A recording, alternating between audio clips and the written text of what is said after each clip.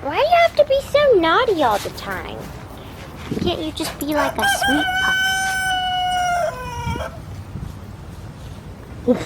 Hi you guys, this is Dash from Bloom Where You're Planted, and something really super exciting is happening. I wanted to share it with you.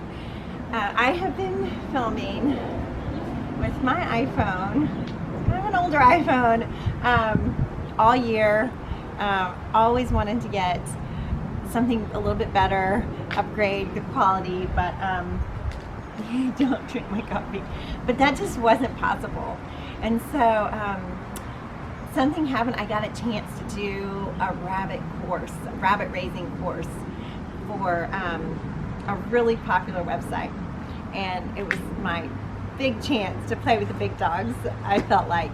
But I took the video with my iPhone. My motto is just Bloom wherever you are. Just use whatever you have and just go with it. Just do the best you can. And so, but I got this chance, this opportunity to do this. And so I did the film with my iPhone, the video, the first one, and I sent it in, and they were really nice. They said, we like your personality, we like how relaxed you are on the camera, we like the content, but the video quality just isn't there.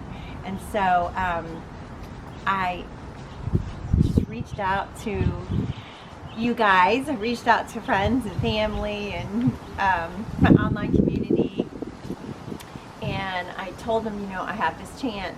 Is anyone willing to sponsor me? Is anyone willing to pitch in so I can upgrade my camera, so I can do this video and then and make it a success? So I'm so excited to say that we're filming for the first time on our new camera, and I guess I just wanted to tell the story of the morning that it all happened. That morning, after I had reached out to my online community, my husband woke me up and he said, honey, you got to see this text. And it was a friend of ours, a really good friend of ours, and he was saying, you know, I want to pitch into this. I want to invest in this. And then they just kept coming. Ding, ding, the text just kept coming, and emails, and so it was just people wanting to contribute to me, and it was just a really good feeling. And my husband says, you know what? It's like the last scene from It's a Wonderful Life. It was just an amazing morning. We just spent the morning just, you know, watching people come in to support us and send money for the camera, and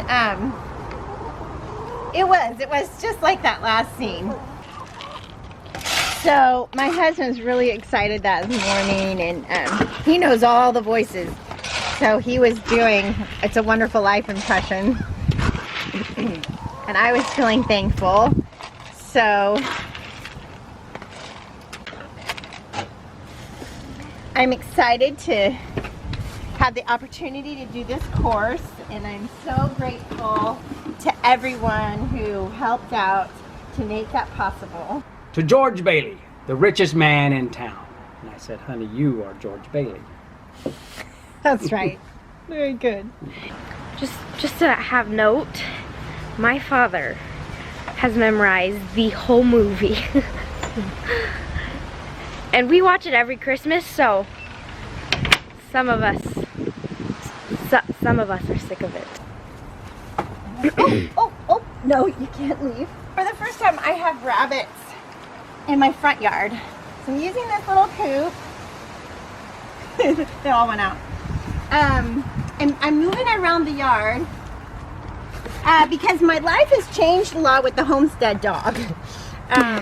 Well, she is doing great. We are really working on training her. She still kind of wants to really play with these little baby bunnies. Play with baby bunnies. Yeah, so I'm not sure they could survive that.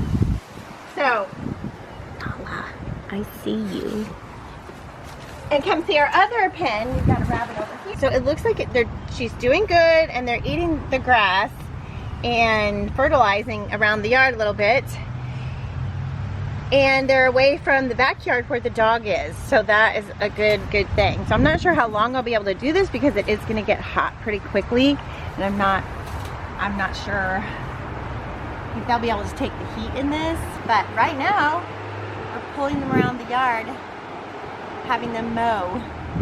Some important things about this pen is the food lifted off the ground so that it moves easily and they don't jump in it and poop in it. So there's that. And then the skids on the bottom, those white PVC skids, help it to slide more easily. And then here's our water we rigged up.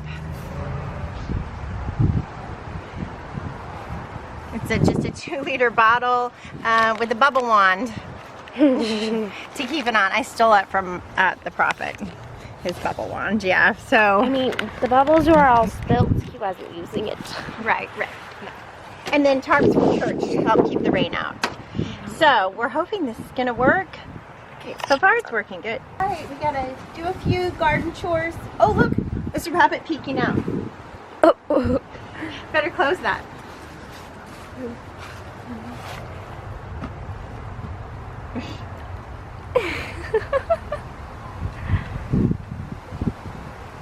Okay, come on.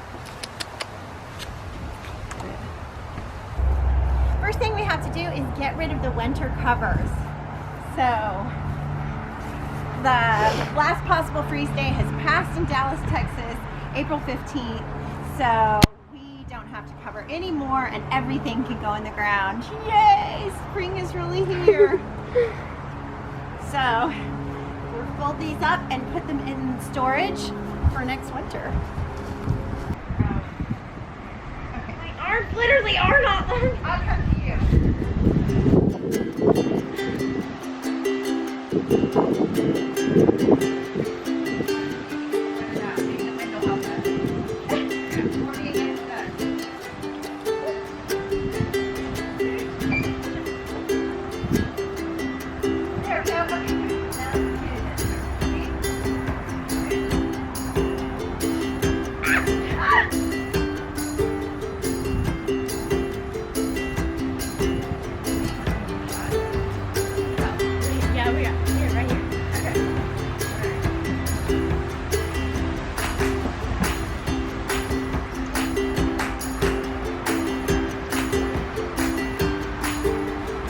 Harder than it looks. Okay.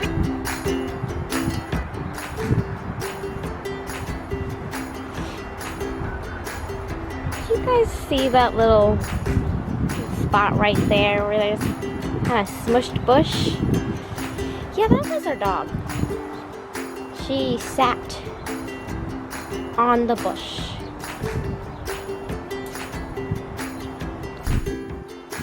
We pruned the grapevines. These are muscadine grapes, and I'm just gonna say right now that they get a lot more vigorous and taller than is needed for this fence. So yeah, I had never done grapevines before, so yeah, they're a beast. So having trouble keeping them under control. The grapes taste. Muscadine grapes taste amazing. They taste like you just opened a little jar of grape jelly. They're wonderful, but they do have a large seed inside. Like my brother came over and he popped one in his mouth and says, "But don't bite." Too late.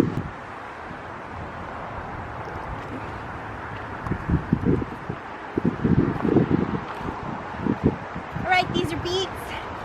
I grew them all winter. They were little bitty, but now this is when they really explode in the spring and you get to enjoy the fruits of all your covering and protecting. So those are great.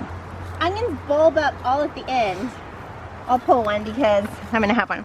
See, they're all just bulbing up just now at the end. So they'll be ready mid-May. So Like this one. yep. Wait, that's the elephant garlic.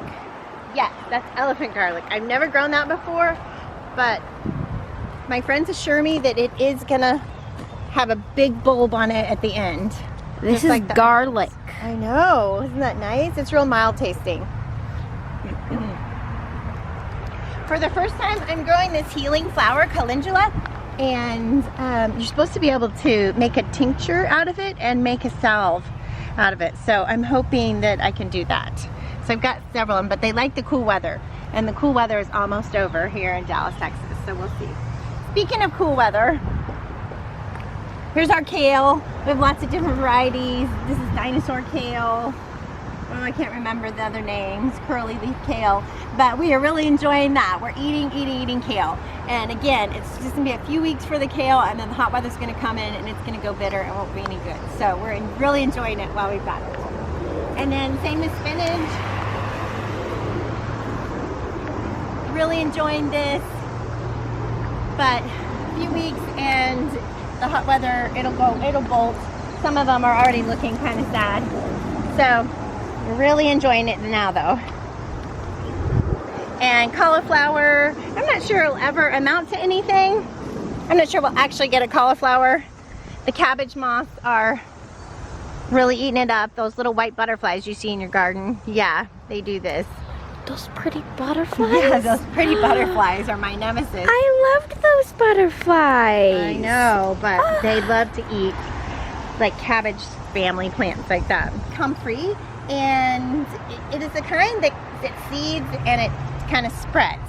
So I hope it won't be too invasive, but it's really good for feeding animals. It's good for the rabbits, love it. And so I put it here to kind of baby it over the winter and make sure it survives. So I've got two plants. This plant, oh, the bees getting on it. How fun. This plant and this plant and this plant, and this is oregano. It smells amazing. So spicy, smells good. All right, so I'm excited about comfrey. I will definitely move these plants somewhere else. Once they get established here, I'll seed them and get little plants and take them somewhere else so that, yeah, it won't be, it's obviously gonna overgrow my herb bed, but I'm excited about growing some food for my rabbits. Because the more food I grow, the more money I save. But I'm trying a different zucchini this year. It's like trombone something zucchini. Sounds like trombone. And tutume, which is a friend of mine from Mexico gave me the seeds. And it's supposed to be resistant to the squash vine borer. So we'll see about that. I will let you know because that is my true nemesis. Our first tomato. I can't wait to eat. Oh, there's another one. I can't wait to eat that. So tomatoes are coming on strong. I just put my cattle panels in to support them. And I need to start roping them up. Okay, more tomatoes. I need to plant my peppers on this side. I need to go do that. And tomatoes here, and just the last, the bok choy and lettuce. And then our potatoes.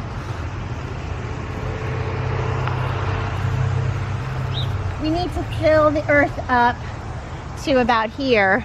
So we need to fill them up again. Probably today. They're perfect. And then I hope they're making lots of potatoes under there. We'll share that with you too. All right, that's a garden update. I'm gonna get busy with a couple of projects before it rains.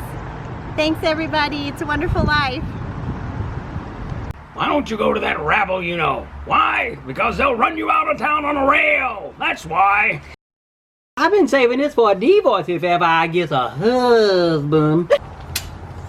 So after I reached out to my online community, I almost let the dog in. I'm not paying attention. Okay, girl come in, dog stay out.